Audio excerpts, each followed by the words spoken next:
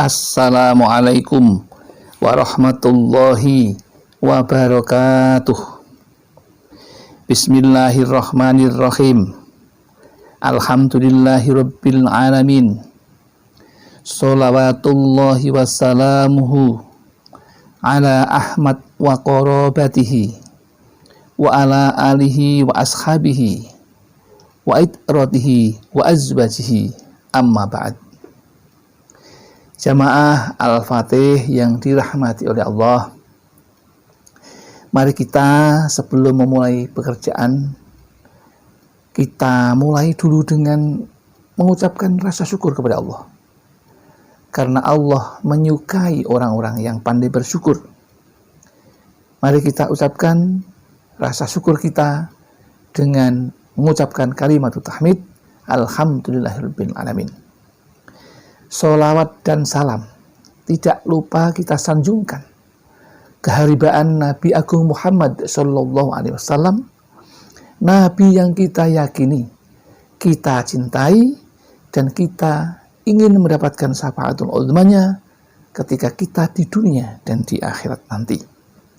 Selanjutnya, seperti biasa, kami hadir kepada saudara-saudaraku dengan maksud untuk bersilaturahim dan berbagi ilmu yang mudah-mudahan bermanfaat bagi kita dan bisa menambah iman dan taqwa kita.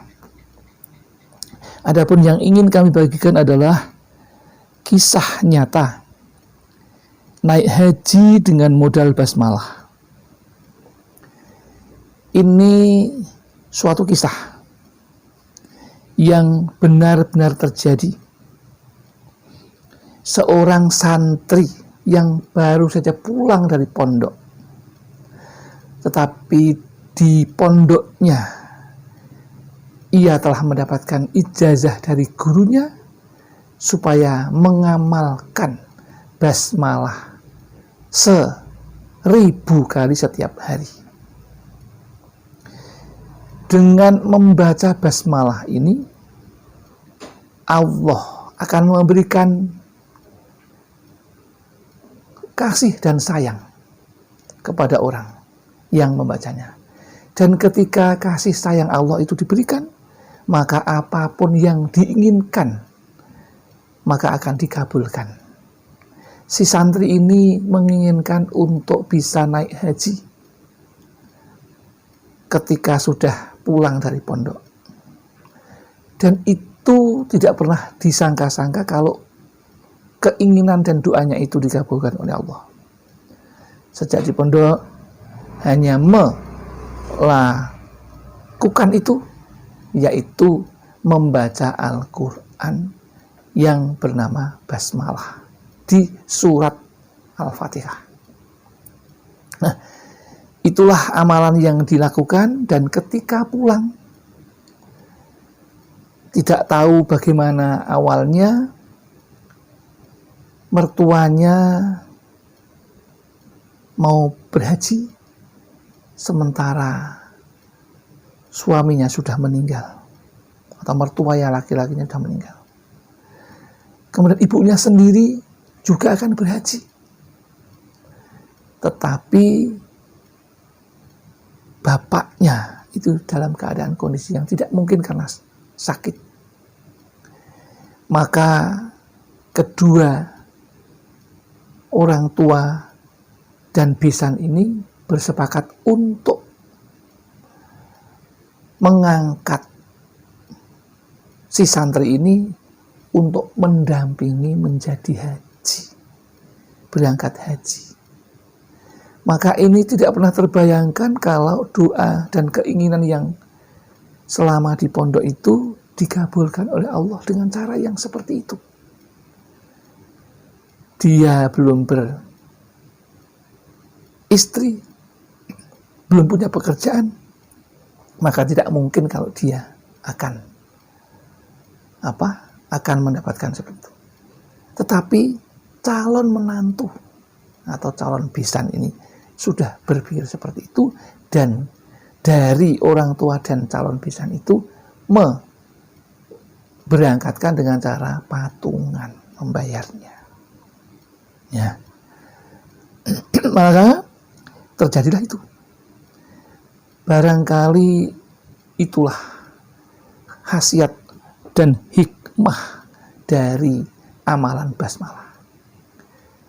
Jadi saudara-saudaraku perlu diperhatikan bahwa Allah itu akan mengabulkan doa hambanya itu dengan cara yang bermacam-macam.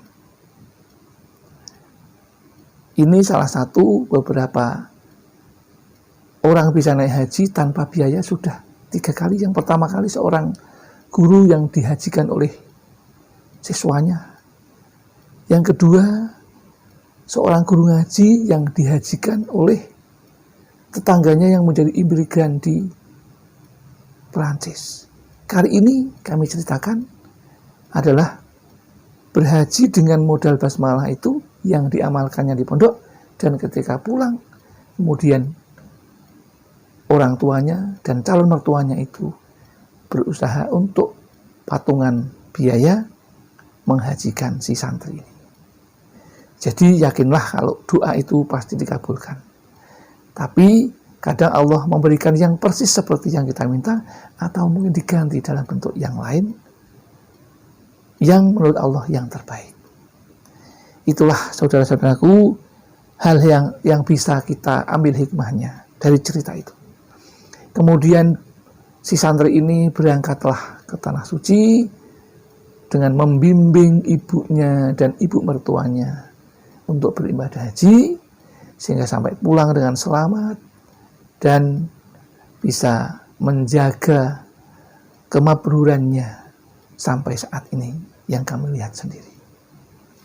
Maka sempurnalah rukun Islam yang kelima, yaitu menunaikan ibadah haji bagi yang berkuasa atau yang mampu. Mudah-mudahan kisah yang sederhana ini bisa menginspirasi kita bahwa semua doa pasti akan dikabulkan asalkan kita mengucapkannya dengan ikhlas. Hanya dengan basmalah bisa sampai berhaji yang biayanya luar biasa. Demikian yang dapat kami sampaikan. Mudah-mudahan ini cerita singkat dan pendek ini ada manfaatnya dan bisa kita ambil hikmahnya, bahwa kesimpulannya doa dengan doa apapun kalau kita lakukan dengan sungguh-sungguh, dengan keyakinan yang penuh, dengan penuh harap dan keyakinan yang seyakin-yakinnya bahwa doa akan dikabulkan, maka betul-betul menjadi kenyataan. Demikian yang dapat kami sampaikan. Mudah-mudahan ini ada manfaatnya, dan apabila ada kesalahan, kekhilafan, semua adalah kesalahan kami, dan apabila ada benarnya itu semata-mata Allah Subhanahu wa Ta'ala yang punya. Akhirul kalam, billahi taufiq wal hidayah wal inayah wal barakah. Assalamualaikum warahmatullahi wabarakatuh.